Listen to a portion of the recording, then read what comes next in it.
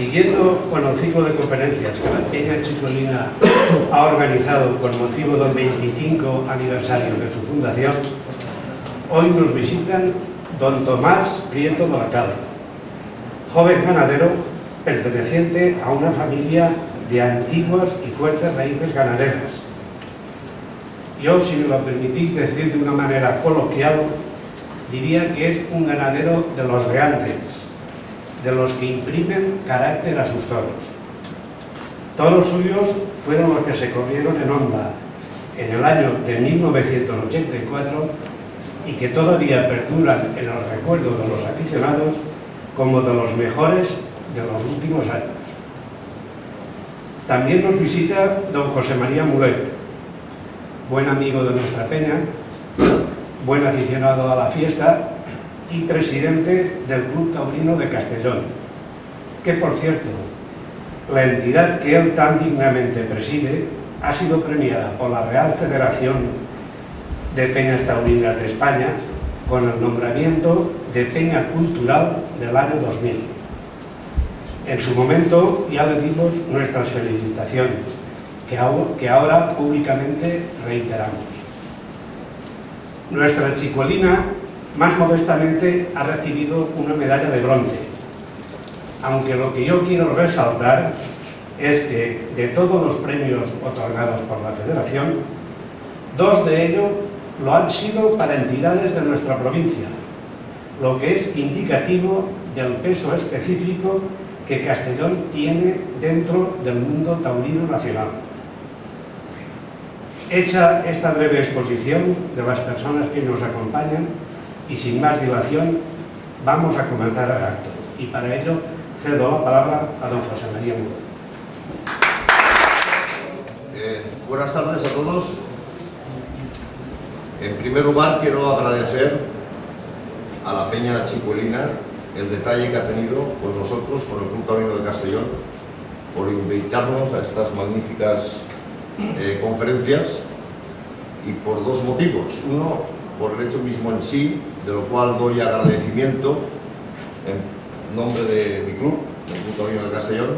Agradezco también las palabras de Vicente Ibáñez al respecto, y también por habernos invitado con un tema muy importante como es el de los ganaderos, y sobre todo de un ganadero en especial, don Tomás Prieto de la Calva, al que no conocía y he tenido hoy el gusto de conocerlo, tanto a él como a su madre, a doña Mercedes, que aparte de encantadora es una mujer, me parece, de las buenas aficionadas dentro de este mundo, y que después nos va a exponer Tomás pues todo lo que respecta a su ganadería y características de la misma, etc. Yo simplemente voy a tardar 3 minutos en decir una serie de cosas que me parece que son importantes al hablar del mundo ganadero. La primera es que quizás sean los ganaderos en este país, digamos que los últimos románticos. Y los últimos románticos porque son capaces de tener una serie de hectáreas a lo largo del país que no están sujetas en absoluto a ningún tipo de especulación mercantil, etcétera, que permiten mantener flora y fauna virgen y natural, lo cual es importantísimo. Hasta los buenos ecologistas o los mejores ecologistas ese sentido lo tienen en cuenta y dan fe de ello.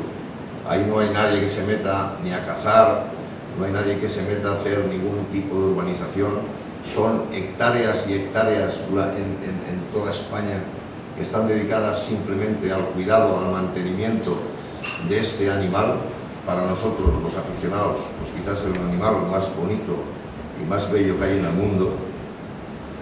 Y por ello tenemos que estarles a todos muy agradecidos, y sobre todo a aquellos que mantienen una pureza y unos encastes que sin ellos se perderían, porque para ellos, fijaros que sería mucho más digamos que mercantilista, pues el coger una serie de ganado que se pueda cebar, que se pueda vender en muy poquitos meses, etc.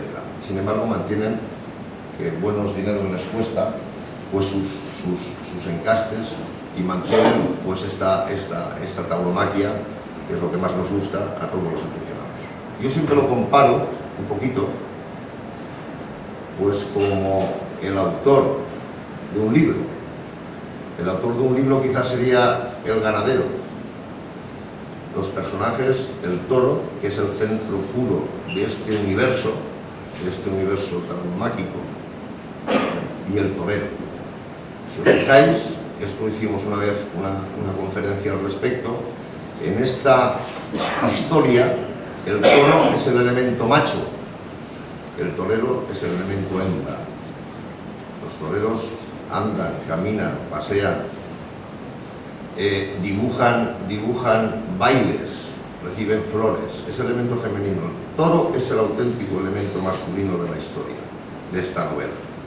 Pero el que la escribe, al fin de cuentas, es el ganadero. Y al ganadero, dentro de este universo, es al que más, creo yo, que debemos los honores pertinentes, siempre y cuando mantengan la pureza de la raza, y les debemos pues toda clase de glorificaciones y de panegírico. Hoy tenemos con nosotros a un ganadero que representa una ganadería de las pocas que quedan en España, que tiene descendencia del duque de Veragua, que es un encaste vazqueño. Los encastes, todos lo sabéis, los buenos aficionados lo sabéis. Aquí primero existió el uro, del uro después fueron derivándose una serie de toros según las características geográficas de alimentación, etcétera. Se fueron derivando por Castilla, por Andalucía, por Navarra, etcétera, unos arquetipos en toro especiales, específicos, y esta ganadería, la vazqueña, que es uno de los encastes, ya lo digo, de los poquitos que quedan en España, pues tiene una serie de características también especiales. Quizás Tomás será el que se va a encargar de especificarlos, pero yo recuerdo que la casta no tiene nada que ver con la bravura, que es una cosa que se equivoca mucha gente. La casta está definida, y la voy a leer para que no me equivoque, como el conjunto o la sucesión de individuos de la misma especie, de un origen común y caracteres similares que se transmiten por generación. Los caracteres similares son tipo, conformación y condiciones para la lidia. Eso es lo que representa una casta. Cuando se dice que un toro está encastado es que está en su tipo, está en su morfología. Las personas no todas pesamos lo mismo. Hay unos que miden 1,90 y unos 1,60. Y la persona que mide 1,90 pesa 100 kilos, pues vale, bien, no parece ni obeso ni nada. Si a una persona que pesa 60, que mide 1,60 pesa 100 kilos, pues parece obeso. Pues en los toros pasa exactamente igual. Y cada morfotipo, cada encaste tiene su morfotipo, su altura, sus agujas y, en fin, su morfotipo, de los cuales hoy nos van a hablar de uno de ellos, que es los vazqueños. Yo antes le preguntaba a Tomás, para no meter la pata, le digo, las características del toro vazqueño es que tienen una variedad de pelaje importante, interesante. Hay toros o diferentes encastes que son solamente negros, o en fin, hay algún cárdeno, algún terreno, pero aquí hay una morfología que se caracteriza por diferentes pelajes, y efectivamente me ha dicho que sí, que tiene en su ganadería pues una serie de un tanto por ciento de toros negros, que no es demasiado elevada, y que los demás pues son de diferente pelaje y de diferentes características en cuanto a la piel. Eso me ha dicho antes que sí. La casta vazqueña se efectuó o se inició en el año nada menos que 1757. La inició don Gregorio Vázquez con reses andaluzas. Reses andaluzas, el morfotipo típico de la andaluza, eran piel suave, unas extremidades cortas, lomos rectos y tenían poder y nobleza. La castellana eran de pelo más vasto, corpulencia y extremidades más largas, mucha cuerna y resistencia. Y luego la Navarra, por supuesto, eran pocos corpulentos, con cortos y bravos. Pues esto se inició en el año 1757, como digo, con reses andaluzas, con este tipo de características, del marqués de Casaulloa, de Béquer y de Cabrera, y se hizo una unión con una punta de machos y hembras comprados al conde de Vistahermosa, que es otro en mi casa.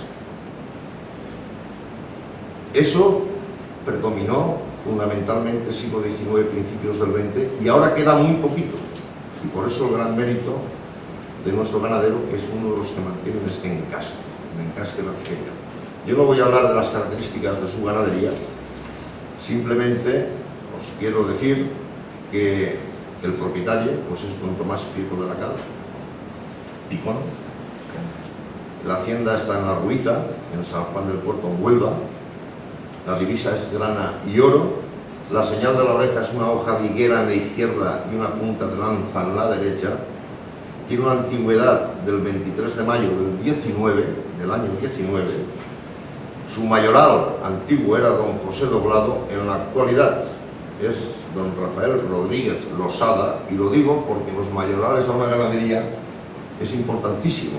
Cuando vas a visitar una de ellas, y vosotros habéis visitado muchas veces alguna de ellas, pues el mayoral es el señor que te atiende, que es el que más sabe del asunto. Es como, yo siempre lo comparo como la tata de casa, la que más sabe de toda la familia, la que más sabe de toda la casa, y la que sabe distinguirlo y te pone, te quita y te hace y te deshace. Y entonces siempre es importante resaltarlos. Además, son grandes profesionales y de ellos depende y tiene mucho mérito toda la funcionabilidad de una ganadería. Esta ganadería en 1945 se hizo cargo el padre del actual ganadero, y son reses todas oriundas de Veragua. Todas oriundas de Veragua. Desde 1975 la lleva don Tomás Prieto de la Cal, y ahora lo presentamos así para que nos explique sus características, etcétera, y ya al finalizar tendremos un coloquio para todas aquellas preguntas que supongo que sí pues serán interesantes de preguntarle al ganadero, por cierto, que aquí se ha comentado mucho, de gran recuerdo aquí en Onda, pues ha sido quizás el ganadero más prestigioso que ha pasado por este pueblo en cuanto a la calidad de los toros que se exhibieron en esta hora. Señores, con todos ustedes, don Tomás Prieto de la Cal, que nos va a hablar de su ganadería. Buenas tardes a todo el mundo. Después de esta magnífica presentación de don José María, yo les voy a hablar, pues evidentemente, de mi ganadería. El historial está prácticamente dicho. De todas formas, yo resaltaría que en este ciclo de conferencia los títulos pues han estado lógicamente muy acertados, y el que me corresponde a mí es el ganadero. Y antes de hablar de mi ganadería, diré lo que creo que supone esa palabra. El ganadero es un hombre que cría y selecciona los toros. En eso voy a basar mi charla, porque creo que criar toros es difícil y seleccionarlo es más difícil todavía. Yo empecé muy joven de ganadero, con 9 años, tengo 35, así que aunque no soy muy viejecillo, pero como ganadero sí lo soy. Creo que la palabra que ha dicho don José María, la persona que me ha presentado, de romanticismo, explica claramente el espíritu que debe de tener un ganadero. Criar el toro es una profesión maravillosa, pero da muchos insabores y muy pocas alegrías. Creo que el ganadero debe ser una persona que vive lo más cerca de sus toros posible. No creo que el ganadero sea la persona que, bueno, pues hoy en día corresponde a un modelo de persona con mucho dinero y que siendo ganadero figura mucho más el nombre, ¿no? Creo que la persona del mayoral, que en Andalucía llamamos conocedor, es muy importante, y el ganadero debe de ser más conocedor que él de su ganado. Debe de saber las vacas y los toros Y no debe de llamar al campo y llamar al mayoral, oye, enciérrame esta vaca para el tentadero, sino que debe de hacer todo eso y por tanto debe de vivir en el campo. Ese es el ideal de un ganadero para mí. Asimismo, la selección del toro significa criar el toro que cada ganadero tiene en la cabeza. Hoy en día el modelo de toro general es un modelo quizás impuesto por el mercado. El mercado, antiguamente a principios del siglo, pues a lo mejor el picador era todavía más importante que el toro era la base de la fiesta y como acabamos de decir, sigue siéndolo, pero el ganadero debe de criar en el toro en el que tiene fe. No, si el ganadero, digamos, cría el toro que se vende o el toro que pues se lleva o está de moda, pienso que pierde mucho o pierde todo el romanticismo y toda la fuerza como ganadero. Por tanto, hay que explicar, pues yo como ganadero, qué es para mí un toro bravo, ¿no? Toros bravos nos salen a los ganaderos los menos. Los más no nos salen buenos ni bravos, pero tienen que tener una cosa en común que hablábamos antes de cuando vinieron mis toros aquí a Onda, cuando han ido hace poco a Baza y a Madrid y a Francia, que es el sitio donde yo más lidio, y es que el toro, aparte de ser la base de la fiesta, no puede aburrir nunca. El toro tiene que ser un animal con raza, con transmisión, con movilidad, y si además de todo eso tiene bravura, pues es el ideal, y entonces todo el mundo estará contento, incluido yo. Si esa bravura le falla, por lo menos el espectador, incluso el torero, siendo un toro con mucha raza y con mucha transmisión, pues también tendrá oportunidad de triunfo si es un buen profesional. Y entonces por eso creo que esa es la opinión que a mí me merece un toro bravo, un animal que va más, que se crece con el castigo y que si no tiene esa condición de bravo al final de la lidia, ha sido un toro con movilidad y con raza y con transmisión, como se llama hoy en día. Entonces, por ejemplo, hay una denominación que ahora se hace. Yo en mi charla seré algunas veces un poco crítico, lo advierto, con algunas cosas modernas del toro, porque como me han presentado, aunque soy joven, soy un poco a la antigua usanza, ¿no? Entonces el toro, hoy en día, dicen que tiene arte. El toro no tiene arte, señores. El toro para mí tiene bravura y tiene condiciones para que el torero cree el arte. Pero el toro es un animal salvaje, muy noble y precioso para todos nosotros, pero no tiene arte. El toro tiene bravura, tiene raza, tiene transmisión, tiene viveza, tiene resistencia a morirse, y el torero, el que es un buen profesional y el que es un buen aficionado, sabe valorar al torero dependiendo del animal que tiene delante, si es difícil o si es más noble, y el torero crea arte con ese toro, ¿no? Esa es mi opinión sobre lo que debe de ser un ganadero y sobre lo que es la bravura del toro. Les voy a hablar, aunque la historia está perfectamente dicha de mi ganadería, voy a hacer el pequeño entronque entre pues lo que fue la casta vazqueña, el origen, que muy bien ha dicho don José María, don Vicente José Vázquez, el hijo de don Gregorio Vázquez, en el siglo XVIII, se hace cargo de la ganadería. En el siglo XIX lo vende a los duques de Veragua y Osuna, por eso mi ganadería tiene una A y una O. El originario hierro de Veragua y Osuna era mi hierro al revés, la V y la O de Osuna. Mi padre en aquella época, para ser ganadero de la Unión, compró este hierro pensando en eso. Se hacen cargo los duques de Veragua y Osuna. En manos de los duques de Osuna está una sola generación, porque eran personas que no les gustaba demasiado el campo y el ganado, y en cambio en manos de los duques de Veragua se mantiene hasta principios del siglo XX en 3 generaciones.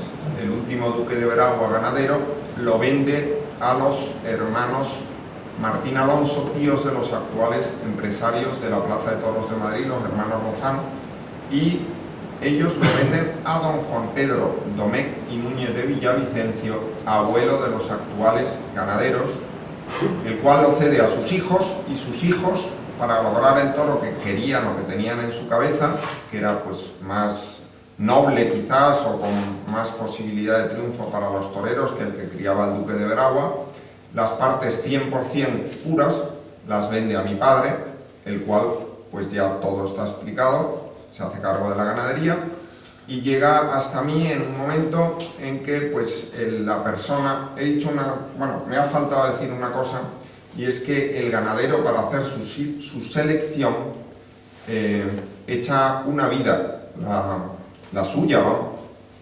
Entonces, la ganadería de Prieto de la Cal fue la vida de mi padre y la vida de Doblado el Mayoral.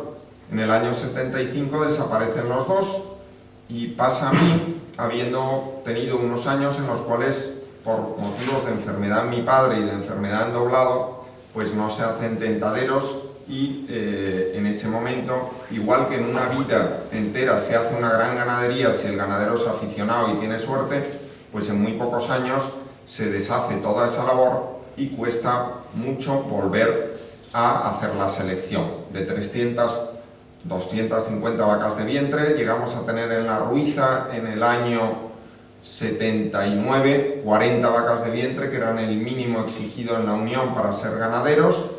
Guardamos las 40 mejores, el entronque puro de Veragua y las mejores familias, y de ahí volvemos a rehacer la ganadería, que yo pienso que actualmente está completamente recuperado. Lo que pasa es que a lo mejor el momento taurino actual, salvo en Francia, pues le presta poco atención a lo que es el toro bravo, ¿no? Esa es la historia de la ganadería, contada un poco a la limón, como diríamos en términos taurinos. Actualmente la ganadería se compone de 150 vacas de vientre, yo tengo 10 sementales y todo lo que conlleva 150 vacas de vientre y 10 sementales son aproximadamente 340 cabezas de ganado, ¿no?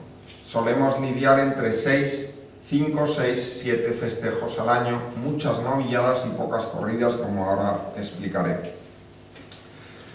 En cuanto a crianza, quiero destacar una serie de aspectos. Yo creo que la selección es mucho más difícil que la crianza.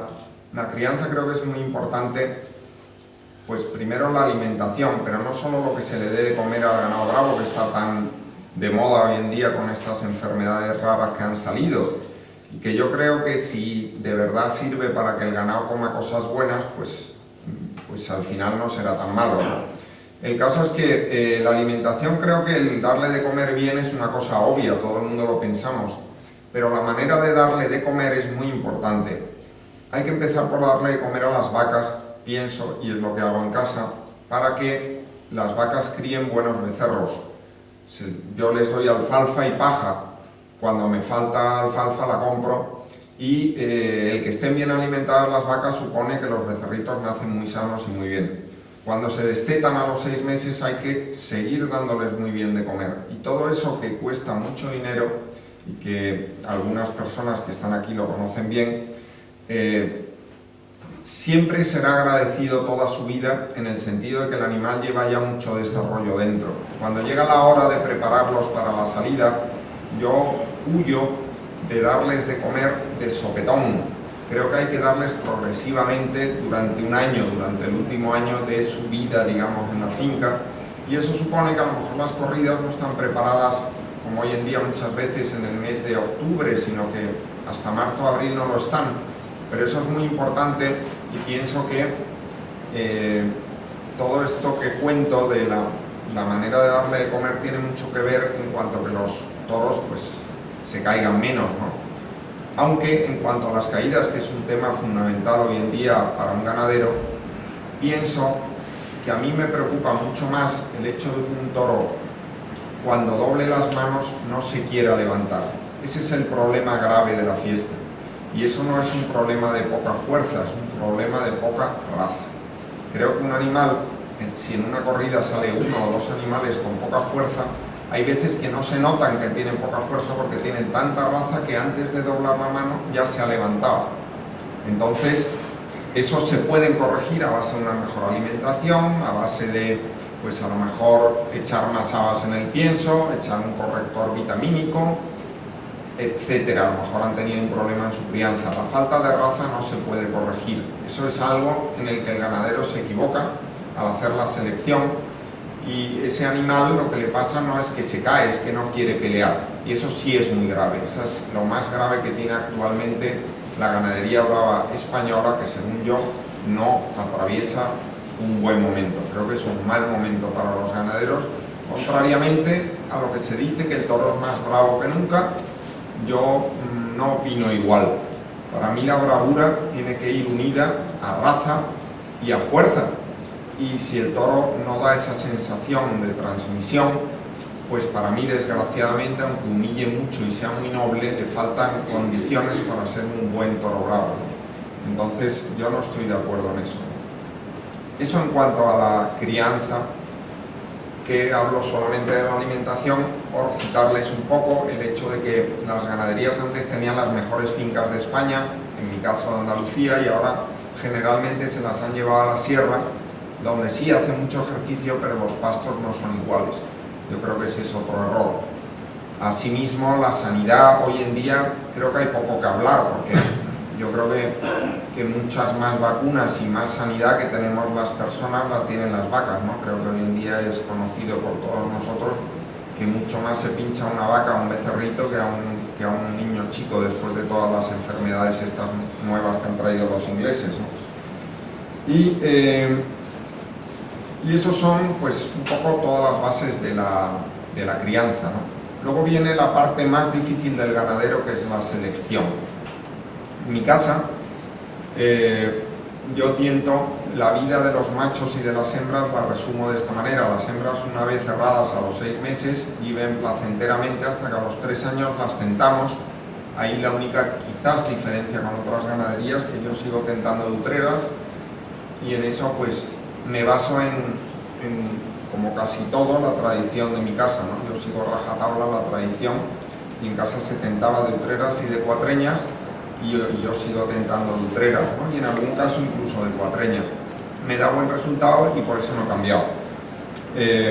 Una vez que se hace el tentadero, la que no sale buena, en mi caso la mato, porque, bueno, pues si acaso yo tengo un mérito, es conservar la sangre pura, y ahora parece que a eso, pues aparte de los buenos aficionados, también se interesan, pues, nuevas generaciones de ganaderos, incluso el Estado español. Entonces, mi padre no vendió nunca animales para reproducción y yo tampoco lo hago, ¿no?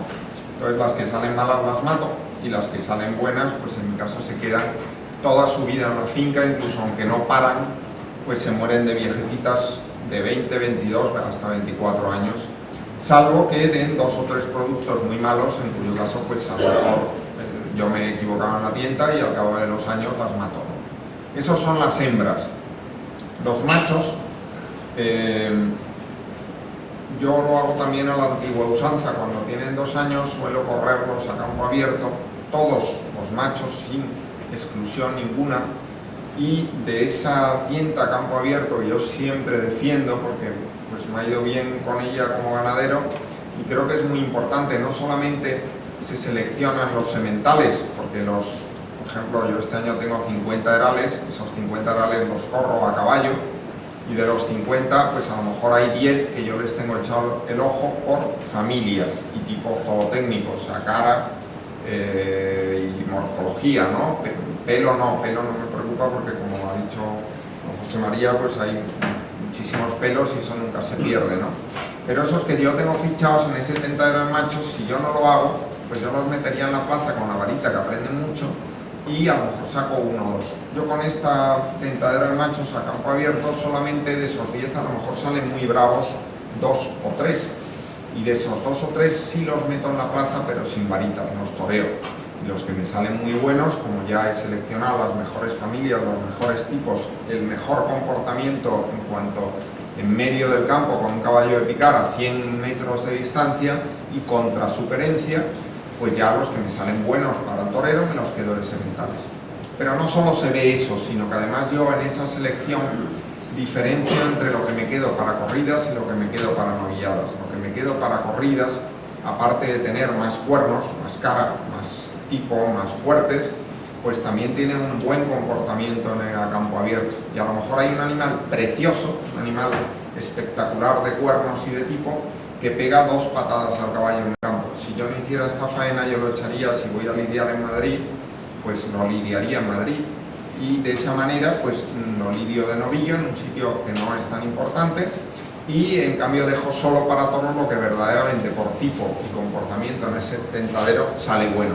Es por eso que antes he dicho en el vídeo, muchas novilladas y pocas corridas, y antiguamente las ganaderías que eran muy largas lidiaban siempre muchas más novilladas que corridas, y sobre todo no lidiaban siempre las mismas ganaderías en plazas de primera. La ganadería más larga que hubiera en España, pues si lidiaba en Madrid a lo mejor no iba a Bilbao o no iba a Sevilla. Hoy en día estamos hartos de ver que en las mismas ferias siempre van las mismas ganaderías, y eso antiguamente era imposible porque se seleccionaba, se mataba, se hacía tentaderos a campo abierto, y a eso nos tendríamos que dedicar todos los ganaderos, ¿no? Yo creo que es la misión nuestra. Entonces soy un defensor de esta faena, y a partir de los 2 años yo ya dejo novilladas y corridas, y los que mejor nota tienen, como he dicho, en cuanto a familia y mejor comportamiento y mejor morfología, al cabo del mes y medio de tentarlos a campo abierto los meto en la plaza y los toreo, y el que sale malo pues no me lo quedo de semental, lo sacrifico, y el que sale bueno sí me lo quedo de semental. Y por último tendría que como hombre de campo ser agradecido y dar mucha importancia a la afición francesa. Creo que nos da un ejemplo en cuanto a organización y en cuanto a afición, no solo al toro bravo, sino que además son capaces de conseguir cosas que a lo mejor en España no se consiguen, porque en España el mundo del toro está absolutamente mercantilizado, es como un monopolio de varias empresas, varios toreros y varios ganaderos, alrededor de los cuales nadie se puede colar. Allí no, allí las comisiones de aficionados, iguales que les pasan a ustedes cuando pues, van a por los toros para las calles, eligen las ganaderías. Cuando sale una ganadería muy mala, al año siguiente no la compran, y si hay una empresa muy fuerte, y esa empresa fuerte en España en todas las plazas manda exclusivamente la empresa, allí no, allí la comisión de aficionados y la comisión del ayuntamiento va en invierno a elegir las corridas de toros, así funcionan los franceses, eligen los toros, no hay reconocimientos veterinarios, cosa que yo creo que aquí en España en los pueblos no podría hacerse, pero en plazas de primera categoría sí se podría hacer, siempre y cuando los veterinarios y las comisiones tuvieran importancia en cuanto a las empresas, o sea, tuvieran su peso específico en la fiesta y pudieran ir al campo a visitar las ganaderías como hacen los franceses. Eso significa que después de discutir si este toro me gusta más o este menos y llegar a un acuerdo, pues desde diciembre sabes los números que se van a lidiar en tal plaza, y si hay un problema de que uno le han pegado o lo que sea, vienen de nuevo a verlo, incluso el veterinario de la localidad, y si estima oportuno que hay que cambiarlo por otro, se hace. Creo que ese modelo es una maravilla, porque yo, por ejemplo, pues en España les contaré que cada vez que me han indultado un animal, me indultaron uno en Constantina y no volví, me indultaron uno el año pasado en San Clemente, Cuenca, y no volví, gané premios en Valdemorillo y no volví, cada vez que triunfo no vuelvo. Y en Francia no, en Francia es una cosa muy lógica, que cuando un torero está muy bien, ahí tenemos el caso de, creo que en este pueblo tiene una peña taurina, Antonio Ferrera, pues cuando triunfas te respetan, te dan más dinero, te dan más categoría, te suben de plaza y te repiten, que es lo que en definitiva queremos los ganaderos y los toreros, ¿no? No queremos que sea siempre lo mismo, ¿no? Y bueno, en definitiva, creo que son todas, pues yo creo, los puntos más importantes como ganadero, y bueno, de vez en cuando pegando un puyacito a alguna, digamos, corriente actual en la que no estoy de acuerdo, y espero que si tienen alguna pregunta o quieren hacer cualquier debate sobre alguna de las cuestiones que aquí se han tratado, pues estoy a su disposición, igual que mis contertulios. Yo quisiera una cosa solo. Lo de Francia es muy curioso, porque en Francia están prohibidos los toros legalmente. En Nimes, por ejemplo, y en cualquier sitio de Francia, tienen que pagar una multa. Pagan la multa, que va a beneficio de sociedades, por ejemplo, en la parte de Nimes, pues hay una organización de chiquitos que son, no digo normales, pero son, vamos, de ese estilo, y tienen el mejor colegio que hay en toda Europa para chiquitos de estos, y los paga la afición, los paga la multa, pero es que ahí paga la multa al alcalde, al ayuntamiento, y luego se sube en un coche de caballos y se va a presidir la corrida de toros. Por ejemplo, quiere decir que legalmente ahí pasan cosas muy curiosas y que a lo mejor la legalidad de ellos vigente pues es diferente, y por eso tienen también un poquito de facilidad en cuanto a todo este tipo de historias. Es una cuestión. Yo quiero hacer una pregunta antes de empezar el coloquio, y es sobre la alimentación del toro. Aquí todos los problemas que han existido, o que se pretende que existen, porque no se ha demostrado nada, en teoría, pero en teoría, pues aquí los toros entraron, cuando entró España en el mercado común, a ocupar la misma categoría que el resto del ganado vacuno, y por lo tanto se pagan, por así decirlo, el mercado común por cabeza de ganado, por cabeza de res, sean de carne o sean de lidia, pero ahora con todo el follón este de la encefalitis espongiforme, pues ha habido un gran problema, porque claro, se ha metido en el mismo saco. En teoría no debería ser así. En teoría el toro bravo no se alimenta con harinas cárnicas y por lo tanto no es susceptible de padecer este tipo de enfermedad. En teoría el toro bravo es la carne más ecológica que existe. Para mí es una auténtica barbaridad, lo digo por ejemplo aquí en nuestra provincia, que existe tanta afición al toro, que las peñas taurinas que unos bous de carne, etcétera, que antes compraban su toro y vendían carne, etcétera, pues esa carne se vaya toda a quemarse. Es una auténtica salvajada, porque a priori esa carne tiene que ser la más ecológica del mundo. Es una auténtica salvajada. Yo no sé cómo lo verás, pero en fin, hasta que se determinen unos análisis para los toros que sean fáciles, porque el problema ahora está en que la analítica tiene que ser del tejido neurológico, es decir, lo que se afecta al toro es en la parte de la médula, del cerebro, etc. Entonces tienen que coger y analizarlo. Eso hay que llevarlo a Zaragoza, que está el centro español y tal. Eso dura unos días y nadie tiene ninguna plaza de toros, ni ningún sitio de ningún pueblo, pues neveras adecuadas para guardar toros y toros y toros. Fijaros nada más en la Feria de la Magdalena, no se pueden meter 60 toros aquí esperando en una nevera, no hay 60 neveras, eso vale un mineral. Entonces debería haber una analítica que se sepa si está afectado o no. En teoría, porque yo creo que en fin, esto de las harinas cárnicas, siempre se dice, yo he hablado con varios gente metida en el toro, y dicen, no, eso solamente en épocas de sequía, a lo mejor algunas vacas, o al final, cuando antes de ir a la plaza se les da un poquito de pienso así para engordarlos y para ponerlos en un tipo morfológico más grueso, y ahí es donde está el riesgo, que incluso así científicamente no habría riesgo, porque no llegan a desarrollar una enfermedad, incluso dándoles esas harinas cárnicas a la última hora, no se puede desarrollar la enfermedad en esa carne, y por lo tanto no sería mala de ingerir. Yo me gustaría que hablaras un poquito de esto, y de que sí es cierto que se dan harinas cárnicas en los toros en algunos momentos. Bueno, sobre eso mi caso es muy fácil y muy sencillo. Yo siempre hablo de tradición y bueno, en cuanto a la comida me lo he saltado porque son muchísimas cosas. Yo tengo un molino que heredé de mi padre antiguo y yo siempre he molido, siempre, toda mi vida, y mi padre igual. Además el pienso que hacemos en casa siempre ha sido igual, que era avena, cebada y habas. Comen los toros y comen los caballos, lo mismo.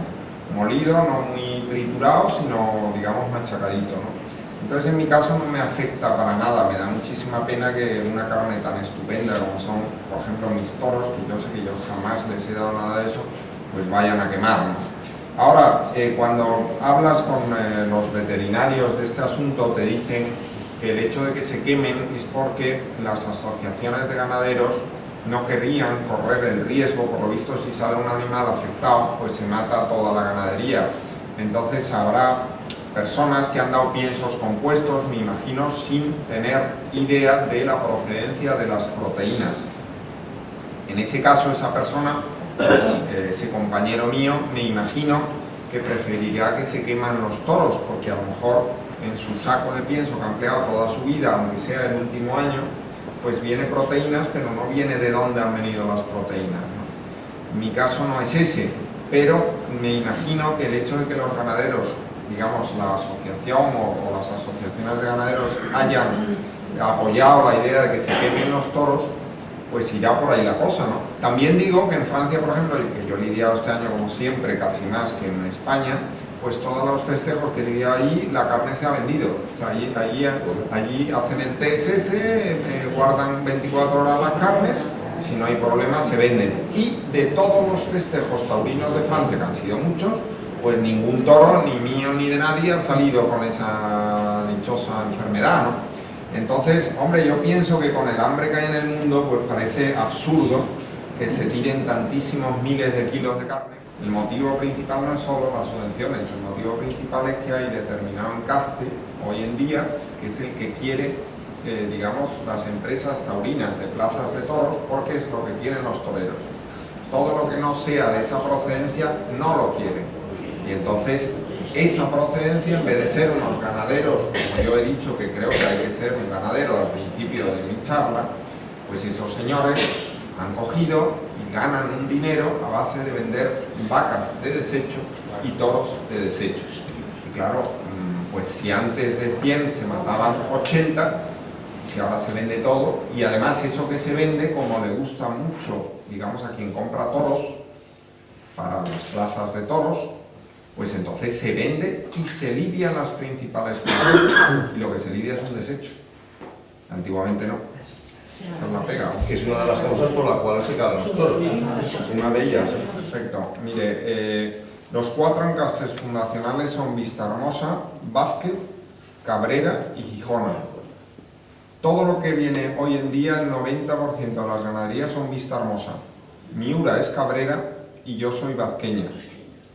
Del 90%, por ejemplo en el año 50, de ese 90%, que no era un 90 sino un 80, porque en Casta había Moreno Santa María, había una serie de 3 palacios, y en cuanto a Miura, pues también estaba Pablo Romero, o sea que... Pero en cuanto a Vistahermosa, antiguamente había 3 ramas, que eran Murube, Santa Coloma y Parladé.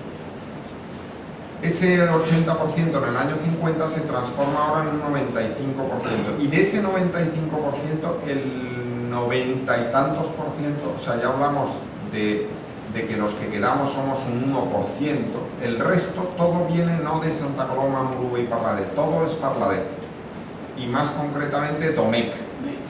Entonces no tiene nada que ver el origen. Lo que pasa que como son muchas cosas y yo quería hacerles mucho hincapié en cuanto a la selección, pues no me he explayado mucho en la historia, pero ahora sí se lo explico de dónde viene todo, ¿no? Entonces es una lástima en cuanto a los encastes, que en el siglo pasado había una gran variedad de encastes, a principio del siglo había un poquito menos, pero ya es que se va a un monoencaste de otro encaste, o sea, ya no es que seamos de Vistahermosa, porque Vistahermosa tenía sus 3 ramas y era algo rico para el aficionado, no hablo de ganadero, porque veía un Santa Coloma, veía un Murube y veía un Parladé. Hoy en día las ferias hay de 10 corridas, 9 de Parladé, y una llamada torista que puede ser un Santa Coloma, un Miura. Santa Coloma es cuántico. O Victorino.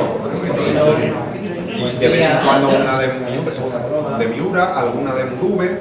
Claro, yo lo que mi pregunta siempre es la misma. Yo no es que sea un loco que quiera que metan siempre en una feria 10 corridas de Miura, o 5 de Miura y 5 de Prieto de la Cal. Sería lo mejor, sería mucho más entretenido, se lo puedo asegurar. Pero sería aburrido en el sentido que veríamos siempre lo mismo. O sea, ya no entrando si es más divertido o menos divertido, es que es un poco de variedad. Es como los toreros, pues apetece ver nuevos toreros que aporten algo, no siempre ver lo mismo. A ver. Yo quería preguntarle al ganadero Tomás qué es lo que sucede a la ganadería de Prieto de Alcal para que no esté en las ferias importantes. Pues sencillamente que las empresas de las ferias importantes no nos compran. Yo voy donde me compran. ¿Por qué motivo cree usted que no le compran? Porque los toreros no les gusta la ganadería, en el sentido muy sencillo de que Cuando no sale un toro bueno es difícil. Y cuando sale bueno suele ser muy bueno, que tampoco lo quieren. El toro que sea muy bueno tampoco interesa mucho hoy en día. Entonces crío justamente los extremos que no interesa hoy pues a la mayoría de las personas que forman ese círculo cerrado que hablaba antes, ¿no? Entonces, por ejemplo, este año hemos logrado ir a Madrid, que hacía desde el año 81, 20 años que no lidiábamos 6 animales. Hemos lidiado en corridas, concursos, siempre nos ponen como unos bichos raros, pero 6 toros o 6 novillos, que es lo que yo quiero lidiar, pues hace 20 años que no lidiaba en Madrid, he lidiado este año, ¿no? Gracias a que, por lo visto, en el pliego de condiciones, pues hay un sector de aficionados o incluso la Comunidad de Madrid que exige que determinados encastres se vuelvan a ver en esa plaza, ¿no? Entonces, pues han dicho, pues como no tienen mucho donde ver y elegir, pues nos han llevado y, por cierto, yo no salí muy contento, pero creo que se cortaron 2 orejas y hubo bronca al presidente por la tercera, así que tan aburrido no sería, ¿no? En Madrid generalmente 3 orejas es muy difícil que se corten, ¿no? Entonces, mis toros dan oportunidades a los toreros, lo que pasa que la corriente actual es la facilidad, ¿no? Hoy en día se vive pues como más cómodo, más fácil. Mis toros, por la parte buena o por la parte mala, hay que estar preparado, hay que ser un buen profesional, y los hay, ¿eh? Ojo, que los hay magníficos ahora. Lo que pasa es que no les dejan lucir el oficio que llevan dentro y la profesionalidad. Ellos, si pueden apuntarse a lo de domer, pues mucho mejor. Pues verdaderamente es un importe como un empresario. Como usted, yo no me complico la vida, compro lo que quieren los toreros y ya está, así de fácil, ¿no? Ese monopolio es muy difícil de romper, pienso yo, muy difícil. Bueno, yo pretendo sobrevivir con mi ganadería, lidiar muchas veces en Francia, y si alguna vez cambia la cosa y me dan alguna oportunidad, yo generalmente la suelo coger. Pero en Francia llevo 15 años lidiando 2, 3 festejos todos los años y lidio 5 o 6 al año. Y pues en Madrid creo que aprovecho la oportunidad, en Sevilla he lidiado 5 años seguidos, o sea que cuando me ponen en algún sitio yo siempre digo que no aburro a la gente, ¿no? Pues yo creo que, bueno, mi amigo Fernando Cuadri, que ustedes conocen creo, pues siempre lleva años diciéndome, Tomasillo, esto va a cambiar, ya verás tú cómo nos van a poner en los sitios. Y no, la verdad es que aquí en España no cambia, ¿no? Entonces, a mí me divierte mucho mi ganadería, me divierte seleccionarla, criarla como lo hago y así tiro para adelante, ¿no? Ahora, si tengo que pensar de romper la mafia esta, digamos, que hay creada en torno al toro, entonces me desesperaría. O sea, mi gran ilusión, pues este año me han llevado a Madrid, me han llevado en julio, pues feliz, ¿no? A lo mejor resulta que el año que viene me llevan en marzo, triunfo, y al año siguiente me ponen una novilla en San Isidro, y así voy tirando. Así que no me preocupa nada, lo que sí que es muy difícil, no, imposible. Si no cambia, o sea, si no cambia un poco en el sentido de que la afición, los clubs taurinos tengan un peso específico dentro de la tauromaquia en España, pues eso es imposible de romper. Hay una serie de personas, empresarios, toreros, ganaderos que ganan mucho dinero así, ¿no? Y son los que mandan y claro, no hay manera de que cambien, ¿no? Sí, claro. Por eso son últimos románticos y menos mal que existen, porque si no se hubiera perdido todo. Quedan pocos.